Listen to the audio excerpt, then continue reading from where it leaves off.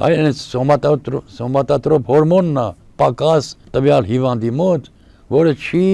բավարարում շաքարի տոկոսը արյան մեջ կարգավորելու համար։ Ես գտել եմ, որ այդ սոմատոտրոպ հորմոնը բնական կա բանի մեջ, տզրուկի մեջ։ Հետաքրքիր մոտեցում է։ Դուք խոսեցիք յուղերի մասին, խոսեցիք Գետնախնձորի յուղի մասին, այլ ինչ յուղեր կան ձեր մոտ, ձեր այդ մեթոդով ստացվող եւ արդյոք այդ յուղերը ունենք 15-20 տեսակի յուղեր, 15-ից 20 տեսակի համարը։ Կարող եք թվարկել։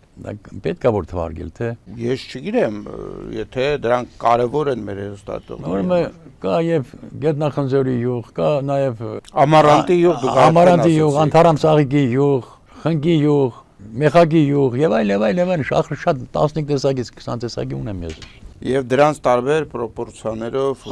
տարբեր հիվանդների։ Այո։ Հիմա մենք ունենք այդ դրանցից մենք պատրաստեցինք այդ բոլոր այդ կոմպլեքսից պատրաստեցինք մի հատ քսուկ մազ, որը տալիս ենք մեր հիվանդներին ահավոր ցավերի դեպքում, երբ որ քիմիոթերապիայի շարակայցումից հետո